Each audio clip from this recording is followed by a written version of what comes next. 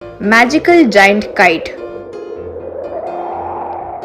जयपुर में kite festival चल रहा था। उन्होंने अनाउंसमेंट किया, आज जो हमारे गांव में काइट फेस्टिवल हो रहा है उसमें अद्भुत सी पतंग तैयार करने वाले को 1 लाख का इनाम दिया जाएगा। यूं कहती गांव के बच्चे पतंग तैयार करने में बिजी हो गए थे।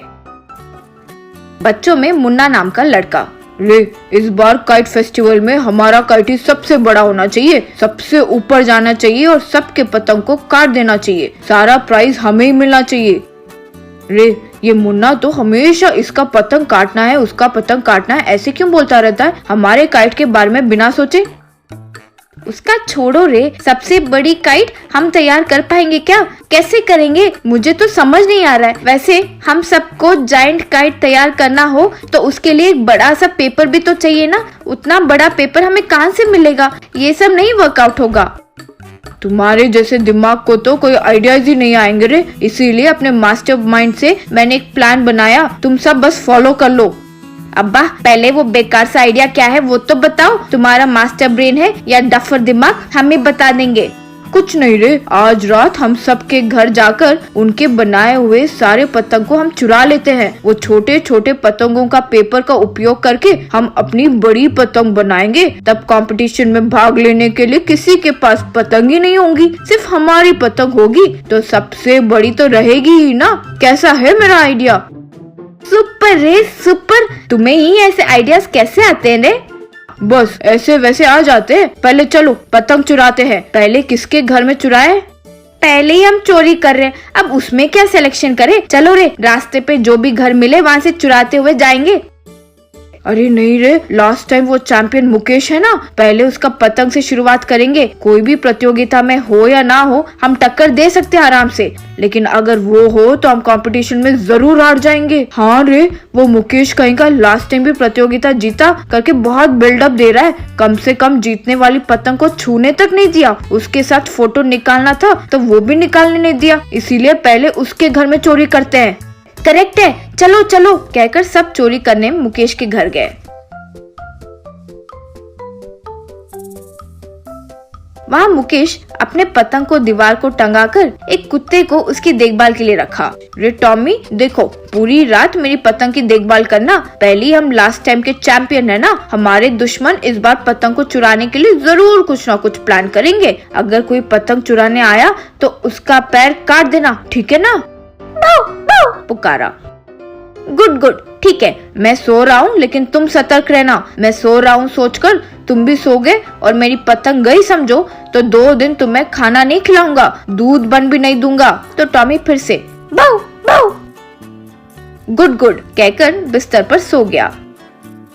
वो देखकर मुन्ना और उसका गैंग, रे वो पतंग को दीवार पर टंगाकर कुत्ते को उसकी देखभाल के लिए रखा। मेरी बात सुनो, ऐसे निकल जाते हैं, वैसे भी हार जाएंगे तो बेकार में वो कुत्ते से क्यों कटवा लेना? अरे चुप करो डरपोक कहेंगे, अभी उसकी देखभाल करने के लिए बोला ना, तभी अनजाने में वो एक क्लू भी छोड़ दिया हमारे लिए। जानते हो क्या? दूध और बन। हम अगर तुरंत दूध बन ले आए तो वो कुत्ते को साइड करके उसका पतंग हम ले सकते।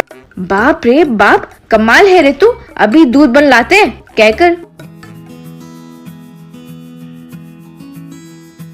दूध बन लाए और कुत्ते को दे दिए। वो दूध पीकर बन खाकर सो गया। वे पतंग को चुरा लिए। अगले दिन वो बड़े से जायंट काइट के साथ ग्राउंड में आए। गांव के दूसरे बच्चे, अरे रातों रात हमारी पतंग गायब हो गई, कैसे गायब हो गई पता नहीं, कौन लिया पता नहीं, कह रहे थे। तो मुकेश रोते हुए वहाँ बैठा था। वो देखकर उनके मामा जी, क्यों मुकेश, क्यों रो रहे हो?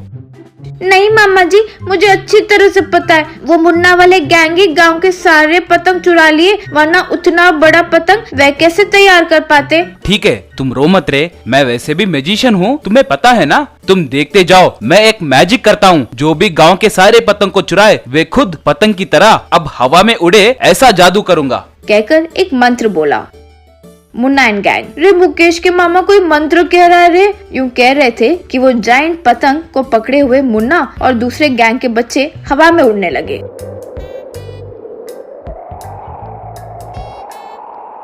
डर के मारे मुन्ना एंड गैंग, अरे हमें माफ करिए, हमें माफ करिए, हम ही वो पतंग चोर है, किसी भी तरह इस प्रतियोगिता में जीतना है सोचकर ऐसे किए, हमें माफ कर दीजिए, प्लीज हमें नीचे उतारिए, यूं कह रहे थे। तो मुकेश के मामा फिर एक मंत्र बोलकर उन्हें नीचे उतारे। अपनी गलती के लिए सबसे माफी मांगकर मुन्ना एंड गैंग, हमें माफ कर दीजिए, ये लीजिए, तुम सबके पतंग के साथ ही हमने ये जायंट काइट तैयार किया था, इससे तुम सब खेल लीजिए। बाप रे, वो मैजिकल जायंट काइट से? नहीं नहीं बाबा, कहकर सारे लोग उस जायंट काइट को छोड़कर भाग निकले। Wooden log bike race. एक चौपाल के पास जमींदार से दो व्यक्ति बात कर रहे थे।